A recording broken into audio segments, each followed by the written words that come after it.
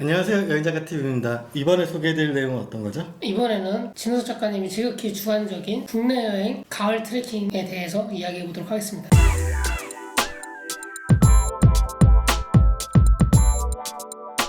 가을 트레킹에 대해서 세 군데를 선택을 해주셨다고 들었어요. 첫 번째는 어디를 선택해 주신 거죠?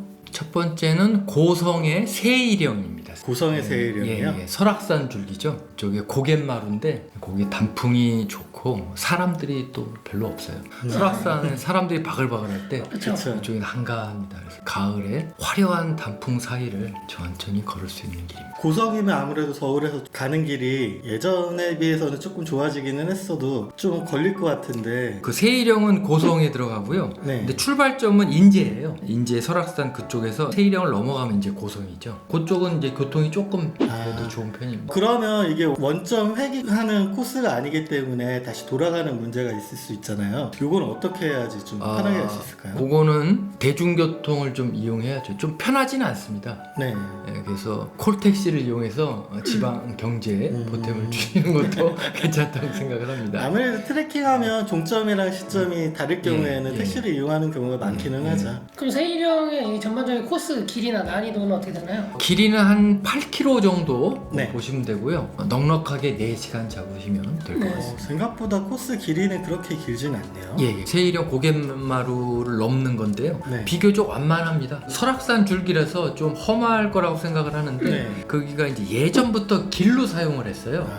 옛 길입니다. 네네. 옛 길이라서 길이 의외로 순합니다. 근데 반대편으로 내려갈 때는 약간 경사는 있어요. 그때는 좀 조심하시는데 올라가는 길은 굉장히 순합니다. 그러면 이제 코스에 대한 전반적인 풍경은 어떤가요? 거기가 재밌는 게 예전에 그 장터였다 보니까 주막터와 마방이 있었던 자리가 있어요. 네네. 거기에 지금도 정노인이라는 분이 귀틀집을 짓고 살고 계십니다. 네. 예전에는 뭐 다 있었다고 그래요.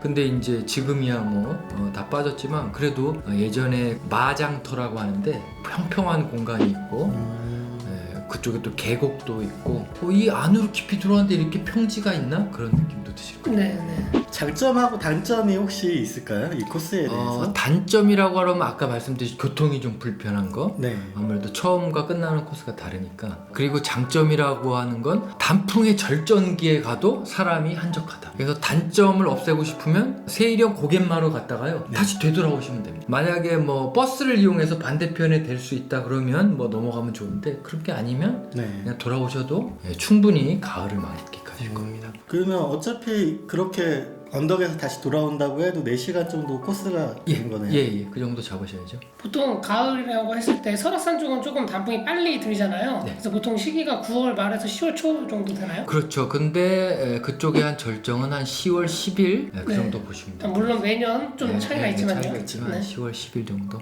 네. 네, 그러면 다음에 두 번째로 추천하고 싶은 코스는 어디가 있을까요? 두 번째는 잘 알려지지 않은 데인데요. 네. 또 작년에 처음 열렸습니다. 그래서 그 코스 이름은 개인산 생태탐방로. 오, 완전 생소한데. 그러네요. 네. 미산 계곡이라고 들어보셨어요? 미산리에 있는 그쪽의 계곡을 미산 계곡이라고 하는데 그쪽에 작년에 이렇게 주민들이 이렇게 코스를 이렇게 개발해서 열었어요. 그래서 그 위에가 이제 개인산이라고 있는데 방태산 바로 옆이에요. 방태산, 개인산 이렇게 같이 있죠.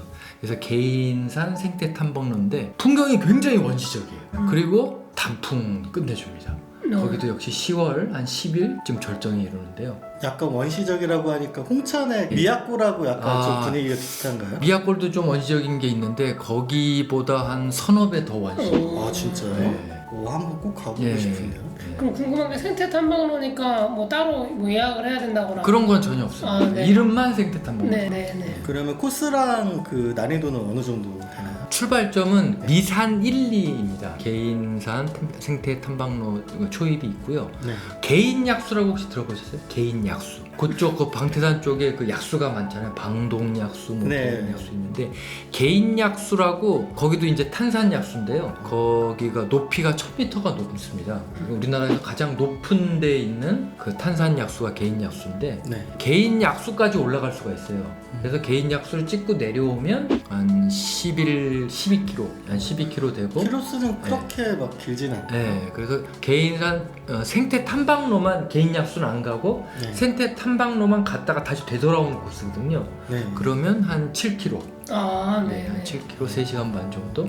그 생태 탐방로만 가면 거의 코스가 절반 정도로 줄어들었대요. 예, 한 약수에 3분의 2 가면. 정도로 네. 줄어들죠. 그러면 코스가 원점 회기로 다시 돌아오는 예, 원점에 해야 돼요. 그죠? 오, 좋네요. 네. 그럼 난이도는 어떻게 되나요? 난이도는 한 중간쯤 됩니다. 스틱 같은 걸 이제 쓰시면 좀 편하고요. 네. 그리고 저 인공 시설물이 전혀 없어요. 네. 그러니까 조금 길은 좀 거칠다 이렇게 생각을 네. 하시면 됩니다. 또 아직 개방된 지 얼마 안 돼갔으니까 사람들의 발길이 좀 많으면 네. 길이 자연스럽게 날 텐데 아직은 좀 조심해서 예, 예. 걸어야 되겠네요.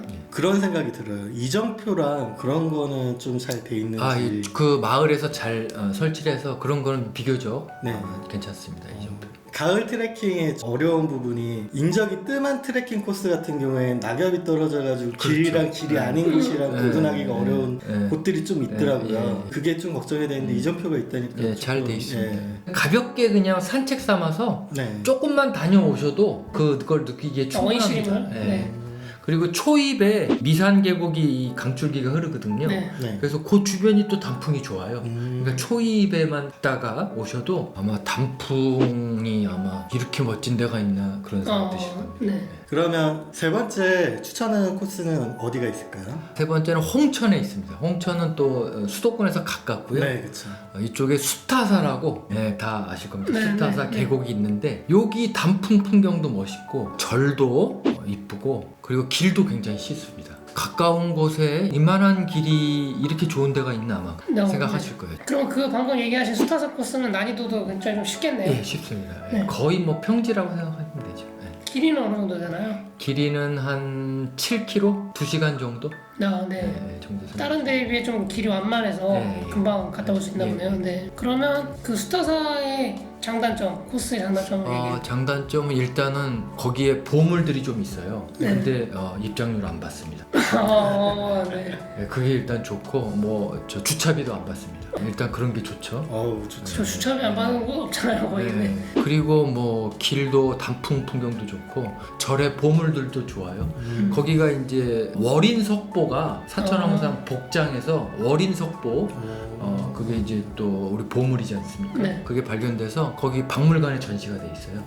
그런 문화유산도 보시고 그리고 거기 또 생태공원이 잘 조성돼 있습니다. 네. 그래서 절 구경하고 생태공원 둘러서 그리고 계곡을 이렇게 둘러오는 길이거든요. 네. 이렇게 한 바퀴 돌으시면 가을 산책으로 네. 최고인 것 같습니다. 서울에서 거리도 가깝고 가깝죠. 그다음에 걷는 거리도 그렇게 길지 않기 때문에 당일치기로 다녀오기 굉장히 좋네요. 예. 딱히 단점을 찾아보기가 좀 없는 네. 것 같아요. 뭐 입장료도 안 받고 이러니까. 알겠습니다. 네, 그러면 이제 이 전 시간에는 해외 트레킹 소개 있고 이번 시간에 국내 트레킹 소개해 주셨는데요. 작가님 생각하시는 그 트레킹의 장점, 매력은 뭐가 있을까요? 걷기에 찬 그 책의 첫 구절이 네. 걷는 것은 자신을 세계로 열어놓는 것이다. 이런 구절이 있잖아요. 모든 여행이 그렇지만 트레킹 같은 경우는 조금 더 그게 강도가 센 것 같아요. 두 발로 걷는다는 건 이제 온몸을 쓴다는 거잖아요. 네. 그래서 온몸으로 걸으면서 세계와 이렇게 장막이 없이 이렇게 만나는 것 그렇게 생각됩니다. 네, 그러면 지금까지 진우석 작가님이 저희 여행작가 TV와 함께 해주셨는데요. 간단하게 소감 한마디 하고 오늘 촬영은 정리하도록 하겠습니다. 두 분과 재밌게 얘기 나눴고요. 또 이렇게 또 여행 작가들을 소개해 주셔서 감사하게 생각합니다. 그러면 진 작가님의 책 많이 사랑해 주시고요. 저희는 다음에 다른 영상으로 찾아뵙도록 하겠습니다. 감사합니다. 감사합니다. 감사합니다.